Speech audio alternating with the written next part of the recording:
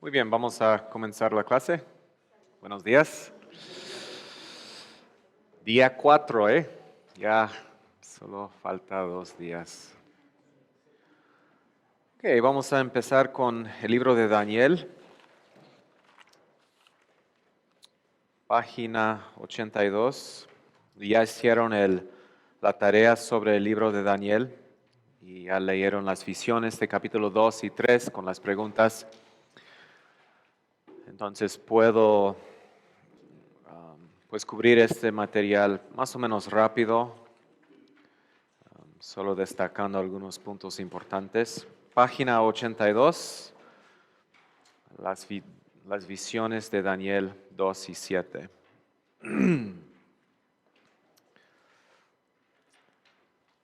Okay. Entonces vamos a empezar con los 4 imperios y el reino de Dios aquí en Daniel 2 y 7. Notaron cómo las dos visiones, la visión de 2 y la visión de 7, son muy parecidos. O sea, es claro que están hablando de las mismas cosas, ¿verdad?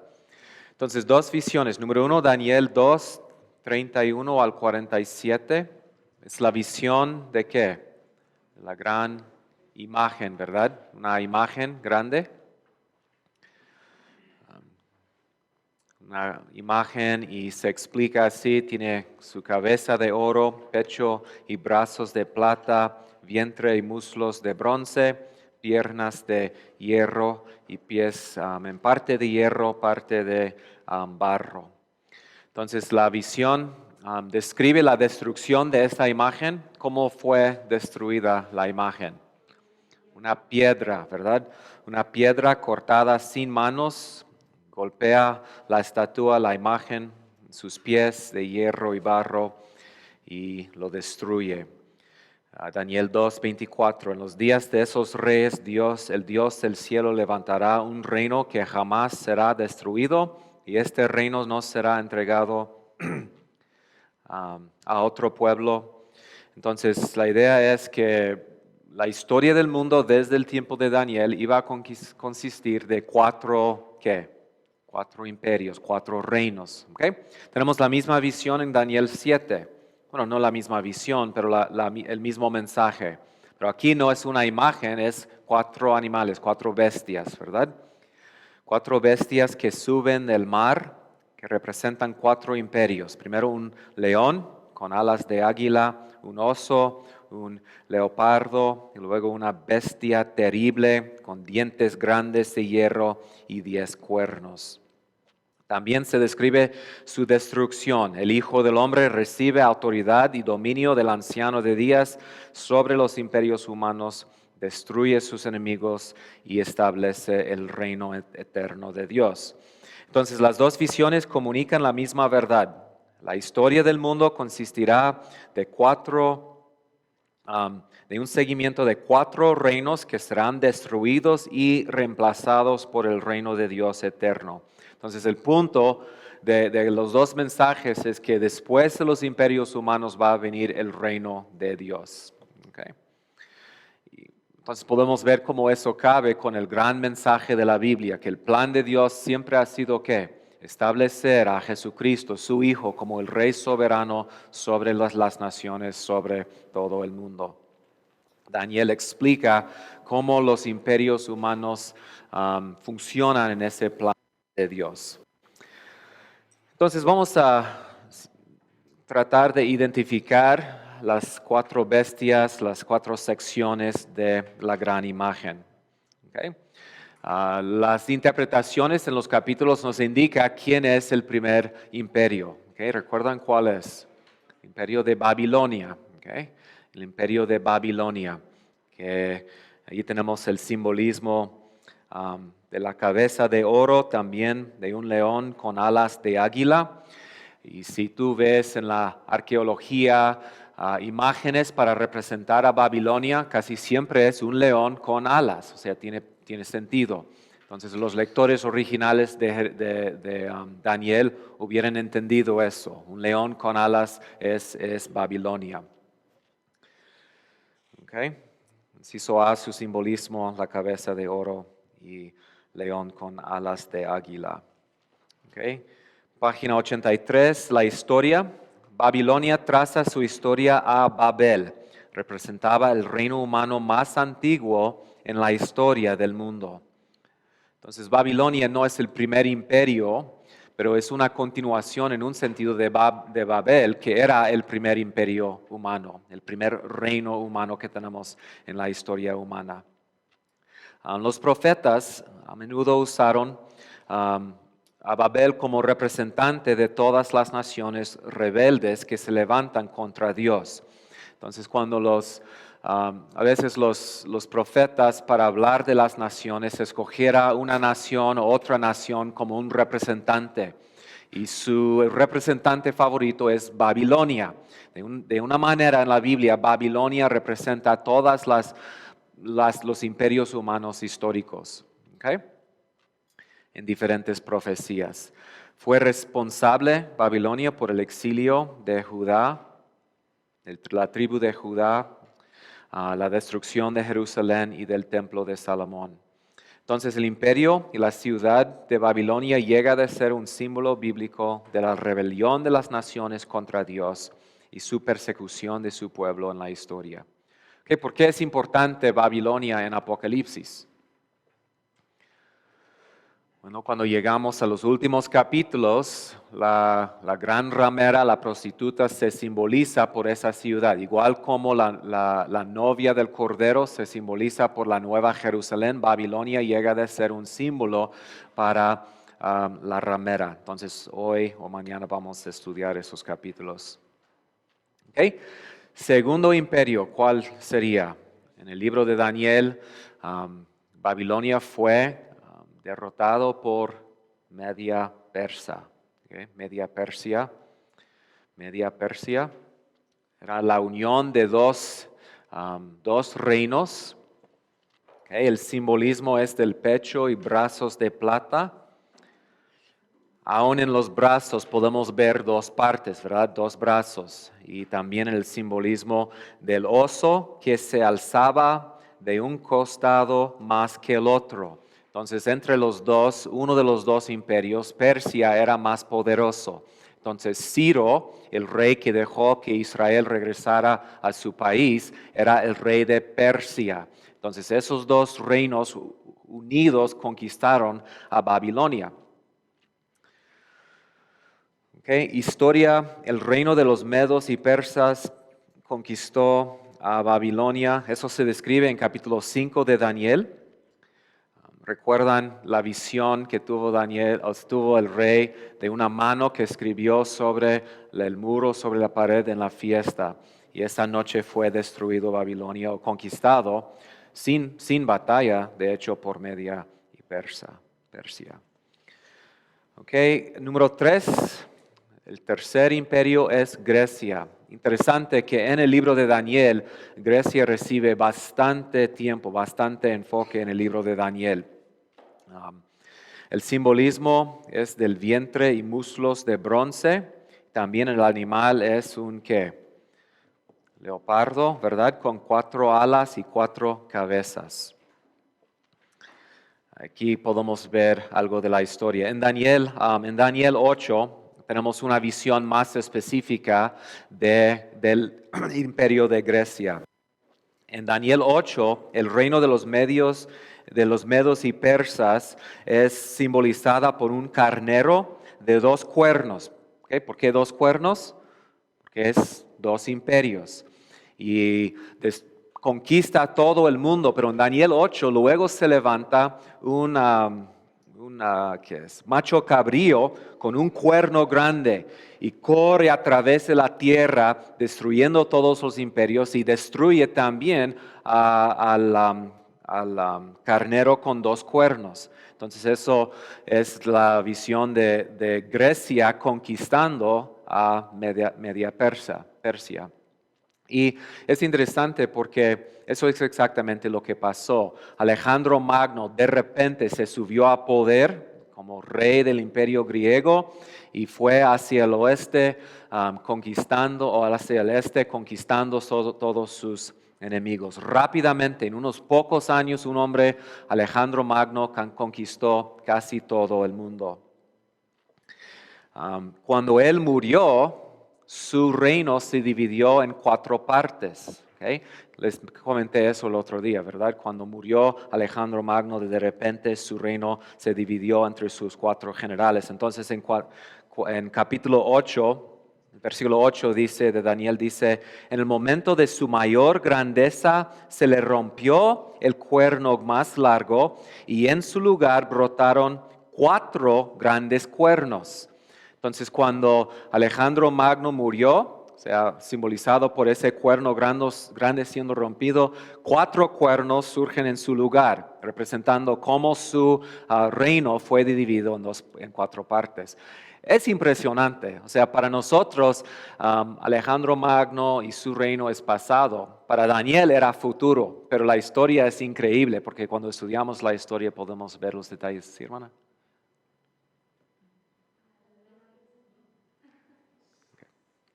Okay. Entonces la historia, inciso B, la descripción del cabrío con el cuerno largo cabe perfectamente con Alejandro Magno que conquista a Medo-Persia. Cuando Alejandro murió, se dividió su reino en 4 partes. ¿Okay? Entonces por eso el leopardo tiene ¿qué? 4 cabezas, 4 alas, representando la división del reino de Grecia en 4 partes. Okay. Vamos a regresar a Grecia en un rato para hablar de Antíoco y Epifanes, pero primero vamos a seguir con los 4. Históricamente, ¿qué imperio siguió el imperio de Grecia? Okay. Roma, okay, el imperio romano. Y en el libro de Daniel se representa por piedras de hierro con pies, dedos, en parte de hierro, en parte de barro, y la bestia terrible con dientes grandes de hierro y con 10 cuernos. Entonces, podemos ver en este momento que Roma, ese último imperio, sería de una forma diferente de los otros imperios, y es lo que Daniel dice. La mezcla de hierro y barro significa, según capítulo 2, versículo 41, que sería un reino dividido.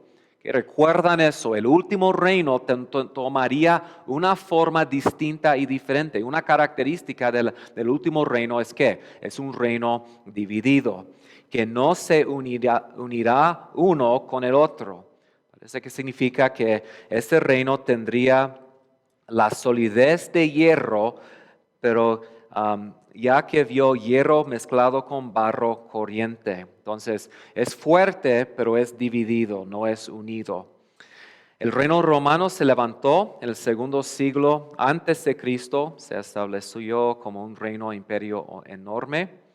Fue conocido por su poder y ferocidad. Daniel 7 dice que tenía enormes dientes de hierro y devoraba, desmenuzaba y pisoteaba los restos con sus pies. Y históricamente el reino de Roma solo existió hasta el 4 siglo. ¿Okay? Ahora quiero enfocar un momento en la naturaleza de Roma, de ese último imperio. ¿Okay? Ese imperio destruye a los otros imperios conquistando todo el mundo. De los 4 imperios, Roma fácilmente era el más grande, extendía desde Britania en el oeste hasta pasando a Babilonia y a Siria y Siria en el este. ¿Okay? Pero notan que he dicho que Roma fue destruido en el 4 siglo, pero según las 2 visiones, ¿qué dicen ellos acerca de Roma y su duración? O el último imperio. ¿Hasta cuándo existiría el último imperio? Según Daniel 2 y Daniel 7. O sea, hasta el fin. O sea, el último de los 4 imperios es destruido por el Mesías. ¿Okay?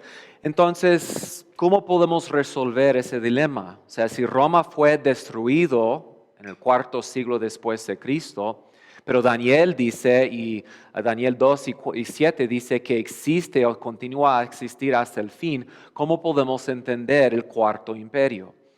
Bueno, notan la descripción del cuarto imperio. ¿Okay? Inciso C, es distinto a los otros. Como un reino dividido, no existiría en su forma final como un ¿qué? Como un solo reino unido, sino que consistiría de muchos reinos divididos. Tiene 10 cuernos, la imagen tiene 2 pies con 10 dedos. O sea, es un reino que ya no existe como un imperio unido. Entonces, aunque empieza como un solo imperio, su forma posterior no será así. En sus últimos días, este último imperio se formará por muchos reyes y reinos que se pelean entre sí. Sin embargo, hay una solidaridad entre esos imperios. Su solidaridad es como o contra quién, contra Dios. Entonces, aquí es como yo entiendo el cuarto imperio. El cuarto imperio en el tiempo de Roma tomó la forma de un imperio unido. Pero en tiempo ese imperio se cayó, o sea, fue destruido, dividido. Entonces, según Daniel, ¿existe hoy la bestia?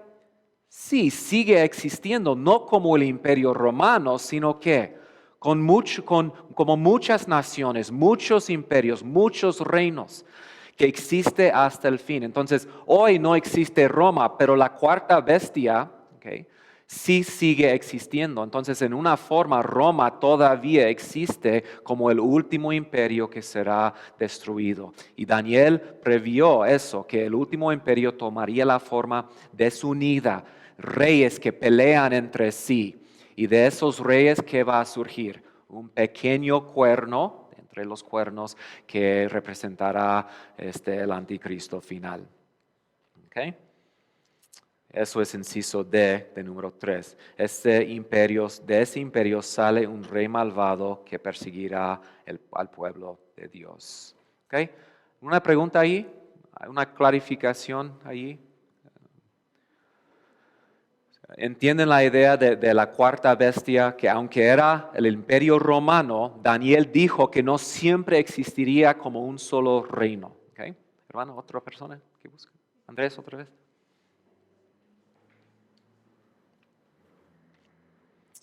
¿Ok?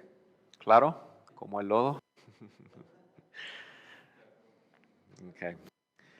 Entonces, inciso D, el pequeño cuerno y el reino de Dios. Quiero ahora que nos enfoquemos en capítulo 7 y la descripción de la cuarta bestia. Cuando Daniel tuvo la visión de la cuarta bestia, sí habló de la bestia, pero ¿qué recibió más atención en su visión? Ese pequeño cuerno que sale de la bestia. Entonces la bestia tenía 10 cuernos que representan diferentes reinos, pero dice que surge de esa bestia un cuarto cuerno. Número 1, la visión de la última bestia y su interpretación indica que de la última bestia saldrá 10 reyes o reinos, cuernos. Probablemente simbolizan los muchos reinos de la tierra en los últimos días de la bestia. Se levantará de esos reyes o reinos un rey que conquistaría a unos reyes y naciones. Notaron que en Daniel, ¿qué conquistó? De los 10 cuernos salió otro cuerno y ¿qué conquistó? 3 de los cuernos.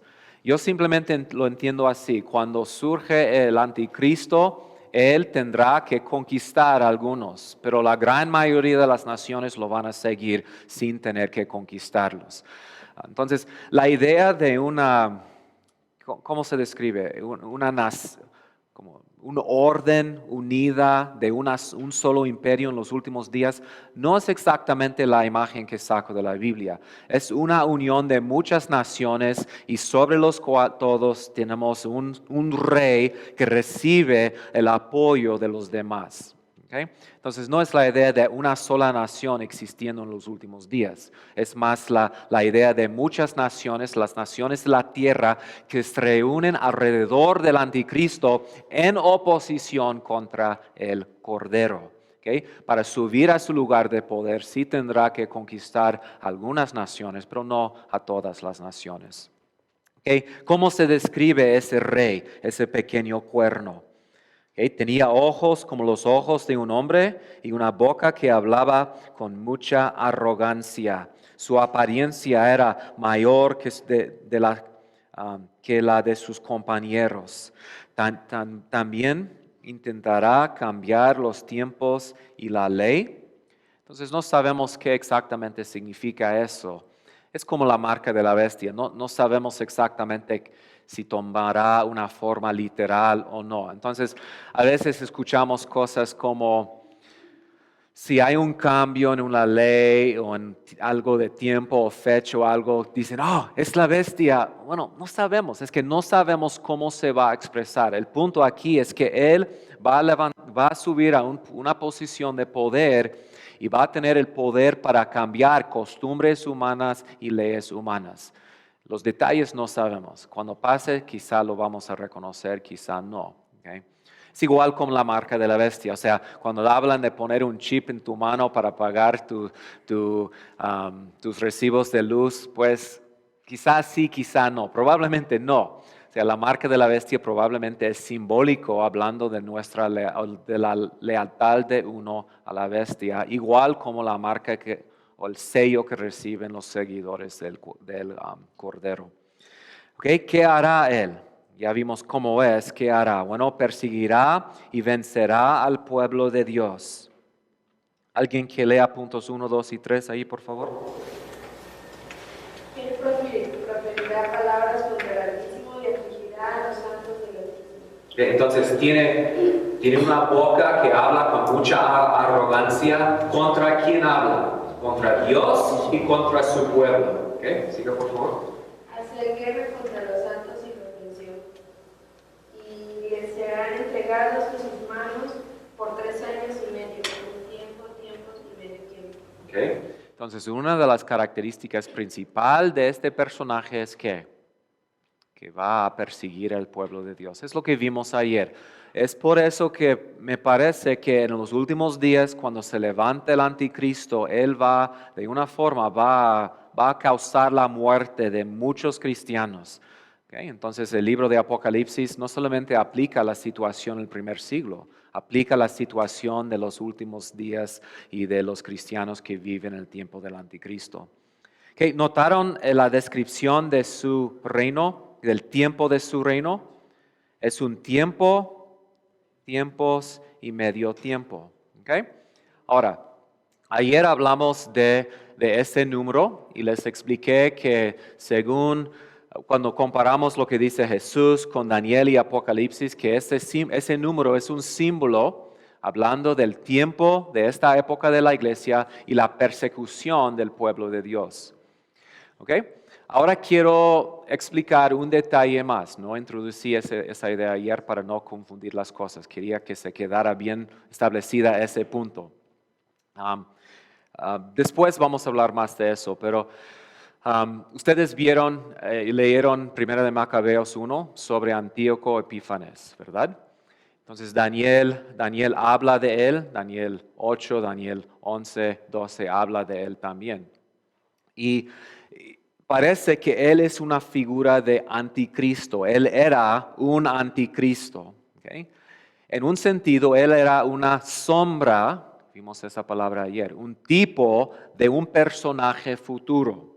Entonces, cuando Daniel habla de esa figura futura, a veces cuando él habla de esa figura futura, habla de Antíoco Epífanes. O sea, es claro que está hablando de un rey que sale de Grecia, el tercer reino. Pero a veces cuando él habla de esa figura, no está hablando de Antíoco, está hablando del anticristo final. Y el punto es que a veces en la Biblia tenemos lo que se llama, recuerdan ayer lo mencioné, cumplimiento múltiple, ¿okay? Diferentes referencias. Entonces él, Antíoco, cometió una abominación desoladora. ¿Okay? Saqueó al templo, ofreció un cerdo ahí en el altar, edificó una imagen a Zeus, el rey griego, allí en el templo. ¿ok? Entonces la abominación de la desolación era algo que ocurrió antes de Cristo, pero Cristo indica que es algo futuro y lo conecta con ¿qué? La destrucción del templo. El punto es que personajes profetizados e eventos profetizados pueden tener cumplimiento múltiple. Entonces, un punto que sacaría yo de eso es que yo creo que es posible que en el futuro el anticristo cometerá algo parecido, una abominación desoladora. ¿Okay? No necesariamente tendrá que ver con un templo literal. ¿Okay? Puede que tener que ver con la iglesia, el cuerpo de Cristo, el nuevo templo. ¿Okay? Pero aquí es el punto que quise hacer. Los 3 años y medio entonces llega de ser, dije ayer, un tiempo simbólico para hablar del tiempo de persecución del pueblo de Dios. Pero creo que también el número 3 y medio simbólicamente habla específicamente de un tiempo futuro del anticristo. Entonces, ahora estamos en los 3 años y medio, la segunda mitad de la tribulación, tiempo de gran tribulación y persecución. La bestia está obrando y la bestia está trabajando, pero vamos a ver hoy en capítulo 17 que la bestia no solamente es un imperio, en un sentido el cuerno que sale es la bestia también. Entonces la bestia es el imperio final, pero la bestia también es ¿quién? El anticristo, que trabaja por cuánto tiempo, simbólicamente un tiempo, tiempos y medio tiempo. Mi punto aquí es que los símbolos son fluidos, ¿ok? O sea, pueden ser usados de diferentes maneras, pero no completamente. O sea, podemos ver cómo el imperio es una bestia, pero el anticristo también es una bestia, tiene características de bestia. Podemos ver cómo el símbolo de 3 y medio habla de un tiempo de persecución, en un sentido de toda esta época, en otro sentido, en el tiempo final, cuando la bestia se levanta para perseguir el pueblo de Dios. Ese tiempo, ayer lo vimos en capítulo 11, no es descrito como 3 años y medio, es descrito por ¿cuánto tiempo?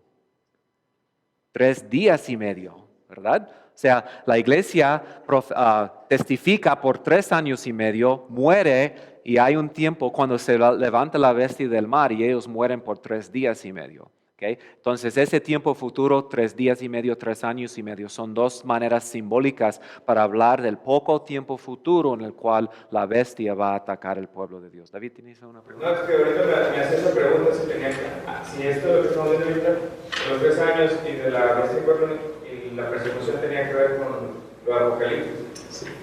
Los 2 testigos y los 3 días más. Sí. Entonces, esos símbolos son fluidos, ¿verdad? Vienen de Daniel y se usa en diferentes maneras, como dije ayer. A veces los 3 y media, 42 meses, 1260 días se usa para hablar del tiempo de protección del pueblo de Dios. A veces la énfasis está es un tiempo de persecución, que la bestia los vence. Entonces es importante no tomar los símbolos literalmente, porque si son literales no deja que sean elásticos, o sea, que sean fluidos, ¿ok? O sea, que se pueden usar de diferentes maneras y diferentes formas. ¿Okay? Sí. Bueno, vemos que pasó con Babilonia, ¿verdad? Sucedió también con Grecia. De alguna manera, en nuestro tiempo, si vuelve a pasar algo así, podría ser también sombra todavía para repetirse solamente como una secuencia, algo así. Hablo de que pueda pasar así nada más y no ser precisamente el momento que estamos esperando, pues, en la segunda venida.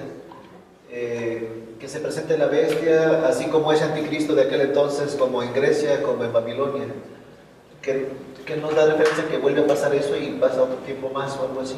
Que sea una sombra otra vez. O sea, estás preguntando si sería posible que se levantara otro.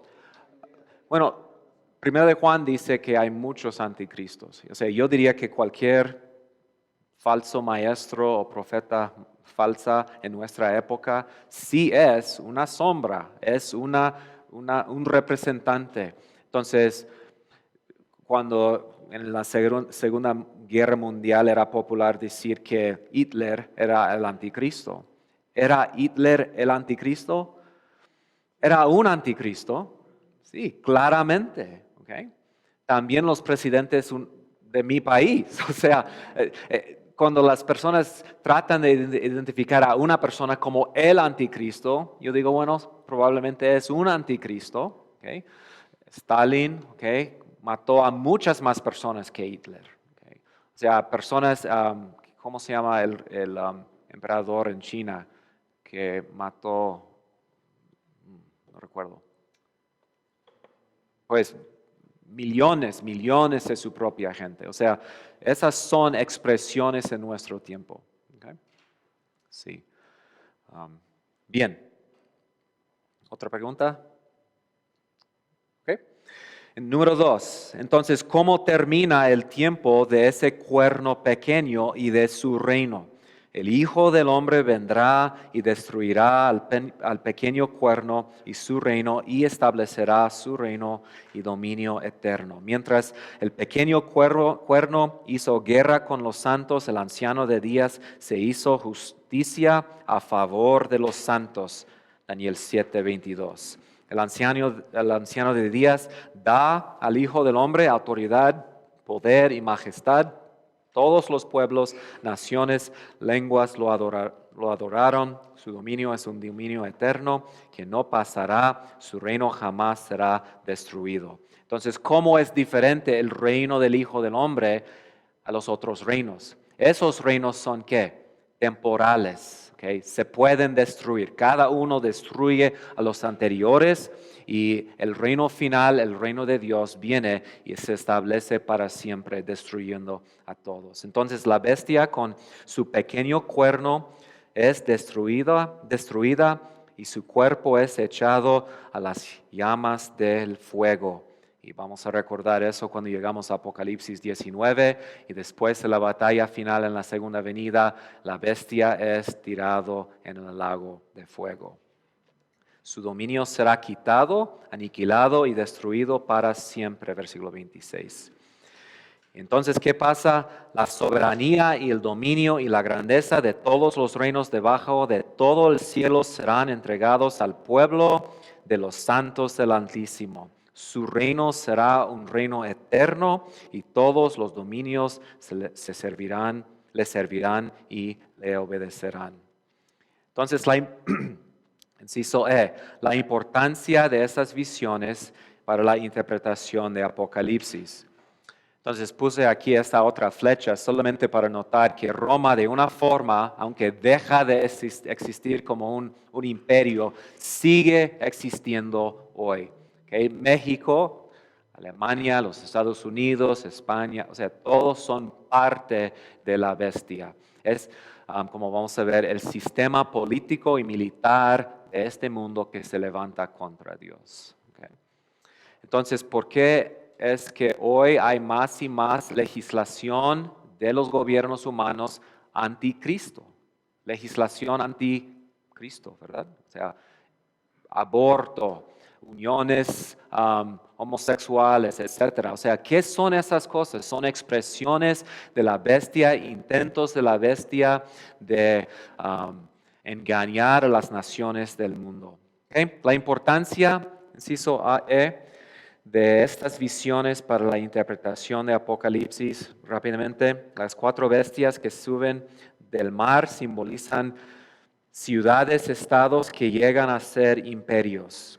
Así será la bestia en Apocalipsis. Aquí es el punto que quiero hacer. Muchas veces la bestia en Apocalipsis se identifica como el anticristo.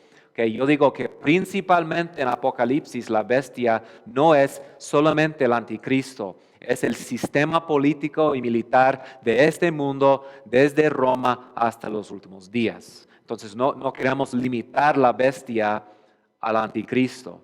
En un sentido, el anticristo simplemente es un cuerno que sale de la bestia. ¿Okay? Entonces en capítulo 13, en un momento vamos a ver eso, que la bestia es un estado una ciudad-estado de los últimos días. Número 2, la bestia en Apocalipsis es parecida a las cuatro bestias de Daniel. La bestia de Apocalipsis es parte del mismo segmento de ciudades, estados e imperios. Además, es especialmente parecida a la cuarta bestia. Entonces, Daniel nos ayuda a entender que aunque en un sentido el imperio romano no existe hoy, realmente sigue existiendo en la comunidad internacional que rebela contra Dios y persigue a su pueblo. Seguirá existiendo hasta la segunda venida. ¿Okay? Entonces, eso es un punto importante. La comunidad internacional de hoy es la bestia. No solamente las Naciones Unidas, sino todas las naciones y todos los imperios.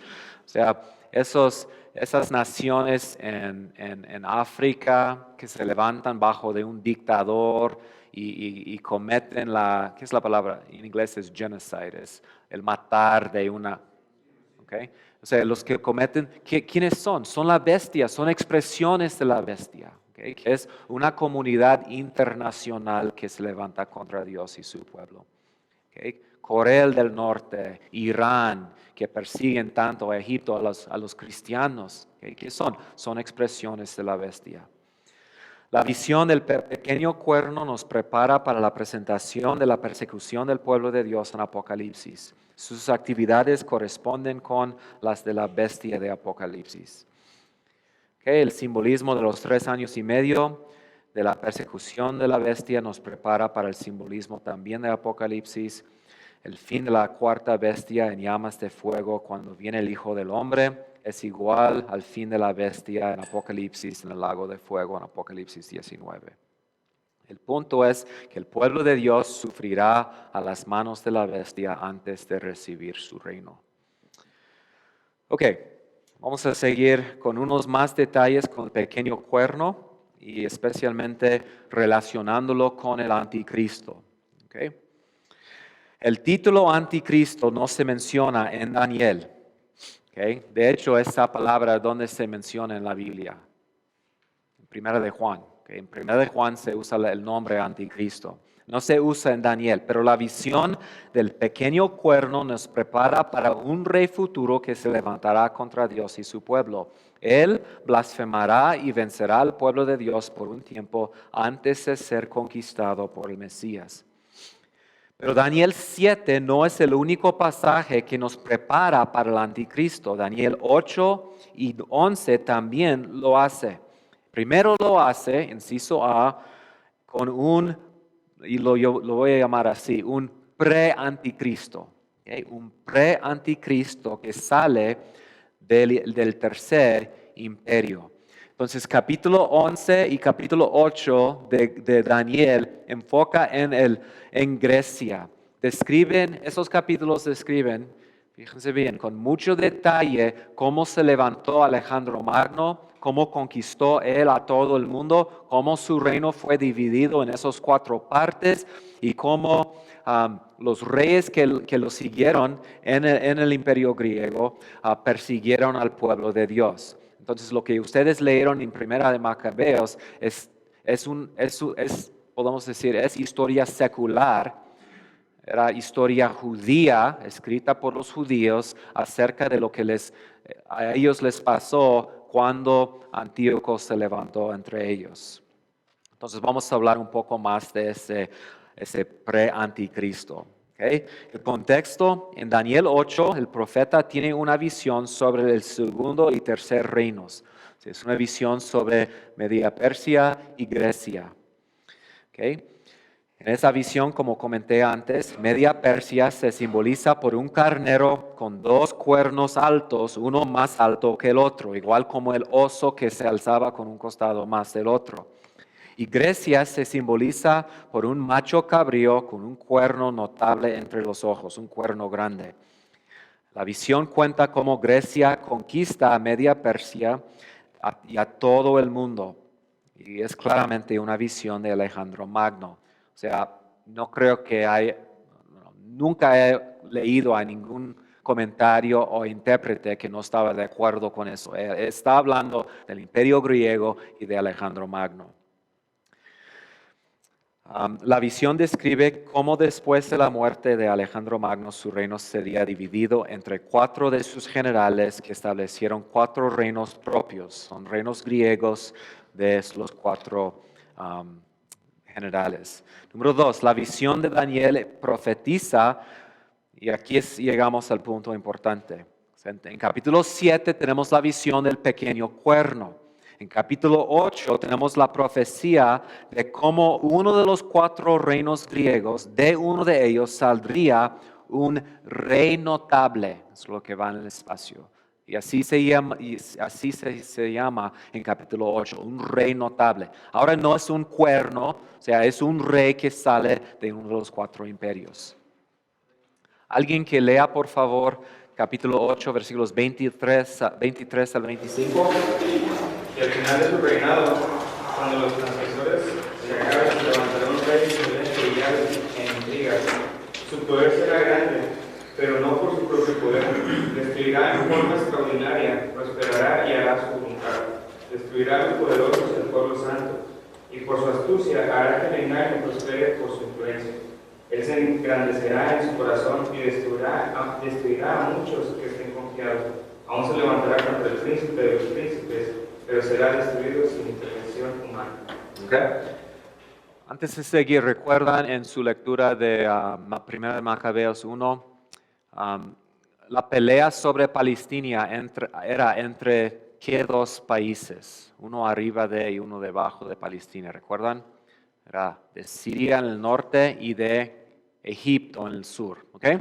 Entonces vamos a seguir con punto 3. Ese rey notable era Antíoco Epífanes el 4. Antíoco Epífanes el 4, rey de Siria.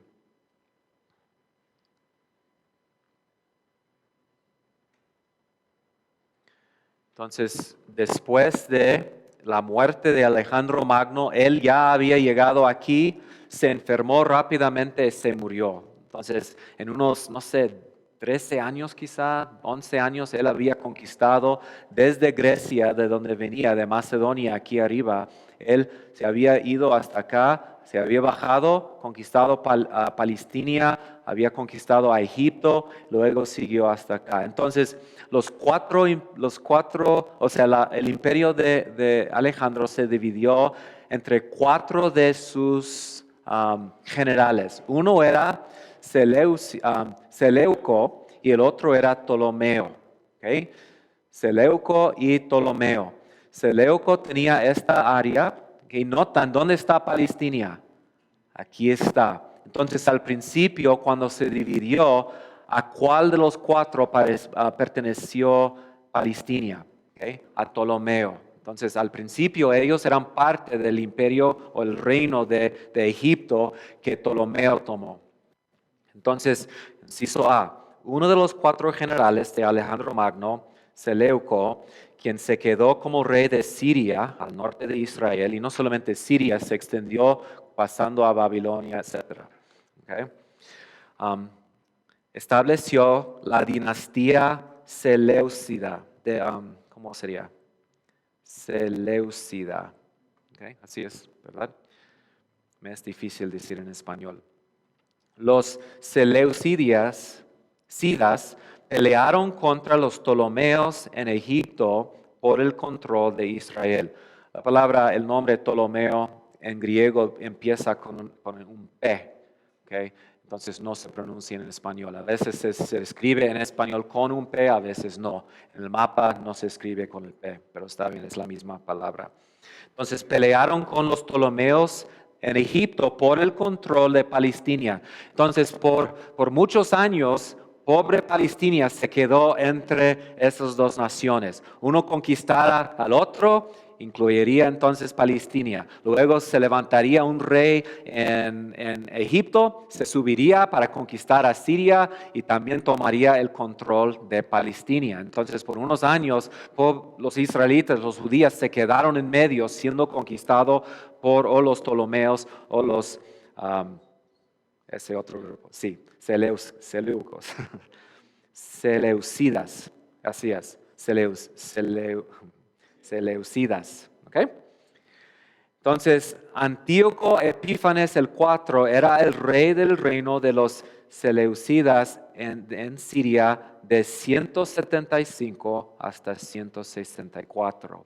Y es su reino que Primera de Macabeos 1 describe con más detalle. Pero lo que se describe en Primera de Macabeos coincide mucho con lo que leemos en Daniel 8 y en Daniel 11. Entonces, él impuso una agenda agresiva de helenización. ¿Qué significa la helenización? Okay. En griego la palabra para los griegos era los helenistas. Entonces él trató de imponer la cultura griega sobre los judíos. Él prohibió muchas costumbres judías. Entonces aquí es el problema con los judíos. Los judíos son muy religiosos, muy pegados a su religión. Entonces, cuando un rey que quisiera promover su propia cultura y tomar más control de un país que ha conquistado, pero ese país no quiere ajustarle a los costumbres, entonces hay un problema. Bueno, el problema en Israel era que algunos judíos dijeron, sí, está bien, vamos a ajustarnos a la cultura griega, o sí podemos ser acómodos y no seremos destruidos. Y entonces eso causó una forma de guerra civil entre los judíos. Los judíos helenizantes querían ajustarse a la cultura griega para no meterse en problemas con Antíoco y con los otros reyes. Pero los judíos más ortodoxos que dijeron, no vamos a dejar que tú hagas eso. Entonces, a veces, por ejemplo, en un momento, Antíoco había conquistado a Egipto, pero los judíos querían la ayuda de Egipto. Entonces ellos fueron con Egipto, pidieron la ayuda de Egipto, se levantó una revolución contra Antíoco. Entonces, ¿qué tenía que hacer él? Se bajó pasando por Palestina, saqueó el templo, se bajó, conquistó otra vez a Egipto, luego regresó, y cuando regresó es cuando cometió lo que Daniel llama la abominación desoladora. Entonces aquí lo voy a explicar. Él prohibió varias cosas, la lectura de la Torá, la ley, la circuncisión, el celebrar del día de reposo, prohibió guardar de las fiestas de Israel, de la ley y los sacrificios en el templo. Además, él saqueó el templo, sacrificó un cerdo en el altar y construyó una imagen de Zeus en el templo. Ese sacrilegio se llama la abominación de la desolación. Entonces, cuando Jesús dice, van a ver la abominación de la desolación, no está hablando de este evento, de esa abominación. Esa abominación simplemente fue una sombra de una futura, que fue la destrucción del templo por los romanos. Entonces, Daniel 11:31 dijo, y de su parte se levantará tropas, profanarán el santuario, fortaleza y pondrán fin al sacrificio perpetuo y establecerán la abominación de la desolación. Entonces eso pasó en el tiempo de Antíoco. Entonces ya podemos ver a él y pensar en el anticristo final, inciso B. Antíoco y el anticristo final. Daniel 11 también habla de Antíoco Epífanes IV y sus atrocidades. Se describen en capítulo 11, versículos 21 al 39. Aquí tienen que seguirme cuidadosamente para entender mi punto. Sin embargo, parece que en 11:40 al 45 la narración deja de hablar de Antíoco y empieza a hablar de un personaje futuro como él que conquistará a muchas naciones. Déjame usar un ejemplo. No sé si han leído algunos de los salmos o notado eso en algunos de los salmos reales en los salmos. Un buen ejemplo es Salmo 89. Salmo 89 es un salmo que celebra a Salomón como el hijo de David que Dios ha establecido. Si lees ese salmo, puedes ver que está describiendo a Salomón como el rey que Dios ha levantado. Pero de repente, en leer el salmo, te das cuenta que ya no está hablando de Salomón, porque habla del rey en términos exaltados. O sea, deja de hablar de Salomón histórico y dice, Dios le dará del río hasta los confines de la tierra y lo adorarán o la alabarán todas las naciones. Entonces el punto es que habla de Salomón, pero hay una transición en que está hablando ya no de Salomón, ya no de la sombra, sino del cumplimiento. Luego te das cuenta que en la segunda parte del Salmo ya está hablando del Mesías futuro. Empezó hablando de Salomón. No hay una transición que dice, ahora vamos a hablar del Mesías. Simplemente te das cuenta en la lectura que ya no estamos hablando de un rey humano. Es exactamente lo que pasa en capítulo 11. Él está hablando claramente de Antíoco Epífanes, pero de repente te das cuenta, ya no está hablando de un rey pequeño de Siria en el segundo siglo antes de Cristo. Ya está hablando de un personaje futuro que se levantará. Entonces, el punto es que Antíoco Epífanes nos prepara para el cumplimiento del anticristo final. Y aquí es donde encontramos el término que introduje antes. Número 4. Las profecías de este personaje y la abominación de la desolación ilustran el principio del cumplimiento ¿qué? ¿Qué va en el espacio? ¿El cumplimiento qué? Múltiple. ¿Okay? Arriba dice Antíoco Epífanes funciona como un tipo. ¿Okay? Un tipo. ¿Okay? Una pausa aquí. ¿Qué es un tipo? ¿Okay? Un tipo es una figura, un personaje o un principio en el Antiguo Testamento que es una sombra de un ¿qué? ¿Cómo se llama el cumplimiento de un tipo? Es el antitipo. ¿Okay? Entonces el sacerdocio como un sistema era un tipo del sacerdocio de Jesucristo. ¿Okay? Hay varios personajes del Antiguo Testamento como David. Son tipos, una sombra de un rey futuro. ¿Okay? Entonces, en ese sentido, Antíoco es un tipo, una sombra del anticristo futuro. Eso que estamos hablando se podría aplicar también a Ezequiel cuando habla del rey, no me acuerdo el rey, que está hablando de Luzbel. Sí. ¿Se podría aplicar ahí también? ¿Perdón? ¿De qué? Cuando creo que es Ezequiel que habla de un rey, pero también como que está queriendo decir acerca de Satanás, de cómo fue creado. Okay. ¿Se puede aplicar? Ajá. Sí, eso sería Ezequiel 28, también Isaías 14. Okay. No sabemos mucho de Satanás. Lo que sabemos de Satanás en el Antiguo Testamento viene de esos dos capítulos. Pero interesante que en esos dos capítulos no exactamente está hablando de Satanás. En Isaías 14 está hablando de Babilonia y su jactancia y su arrogancia contra Dios. Pero cuando lo lees, se hace claro que está hablando de Babilonia, pero lo está describiendo como se describiera un personaje pasado que se levantó contra Dios en rebelión contra Dios y luego fue tirado a la tierra. ¿Okay? En el contexto está hablando de la destrucción de Babilonia, pero se hace claro pero está describiendo a Babilonia como si fuera Lucifer. ¿Okay? También Ezequiel 28, creo que es ahí donde usa el nombre Lucifer. Ahí no es el rey de Babilonia, ahí es el rey de Tiro. Describe a él en su jactancia. Entonces, para describir a esos reyes, lo describe, podemos ponerlo en términos de Apocalipsis. Esos cuernos se describen en términos del dragón.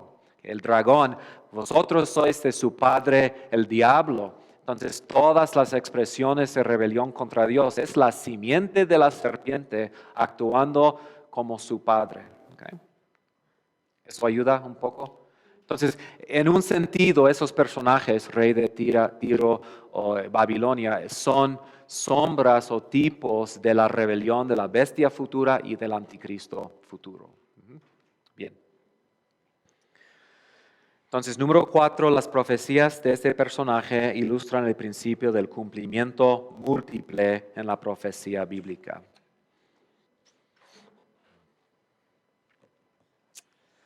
Bien. Ok, ya terminamos con Daniel. Una pregunta, comentario sobre esas visiones. Pueden ver cómo las visiones son muy importantes para la interpretación de Apocalipsis. Y si no hemos leído el libro de Daniel, vamos a llegar a capítulo 13 y la bestia y tratar de imaginar qué puede ser la bestia, cómo funcionaría, quién es, quién es la octava cabeza, bueno, Daniel nos ha dado muchos detalles que nos preparan para capítulo 13, capítulo 17 de Apocalipsis, ¿verdad? Bien, vamos a tomar 5 minutos de descanso, 4 o 5 minutos de descanso y luego seguimos con capítulo 12 de Apocalipsis.